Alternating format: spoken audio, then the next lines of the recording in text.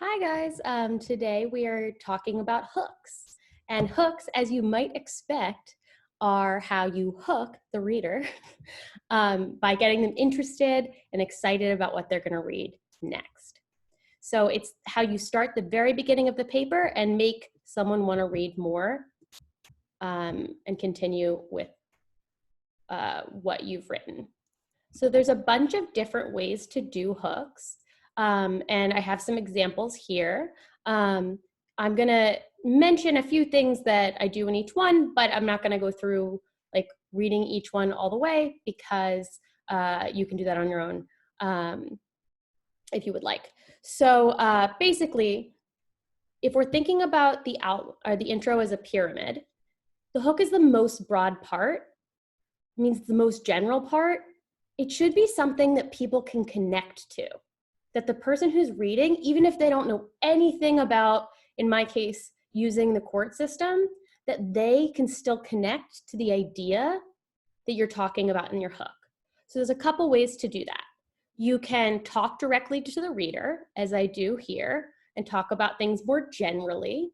In this case, I make a connection to their life, like people may not have thoughts about this. I mention the president and Congress because people are more familiar with that. You can also ask a question, which is another way of talking to the reader and making them interested, right? It also gives like a fact, an interesting fact in this one without the full context. So I'll read this one as an example of both a question and giving a fact to connect to. Anyone who's watched a cop show has heard it. Many can recite it. You have the right to remain silent. Anything you say can and will be used against you in the court of law. You have the right to an attorney. If you cannot provide one, one will be provided for you.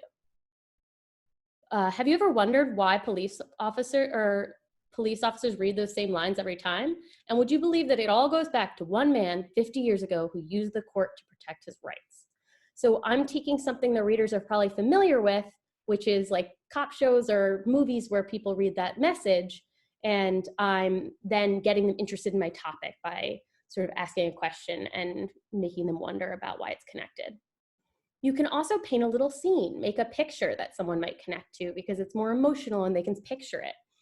So in this case, that's what I do in this third one, where I'm sort of painting a mystery scene.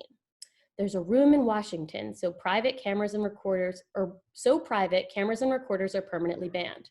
Those who work there wear dark robes and serve lifelong appointments. Though the powerful men and women rarely cross the minds of average Americans, their decisions have a profound impact on their lives. So even if you've never even heard of the Supreme Court, you can picture this like mysterious room and it might make you want to read more. All those things, asking questions, painting pictures, talking directly to your reader, just make them interested and make them engaged and make them want to read more. So whatever one you choose, that's the purpose of your hook and ultimately what you're trying for.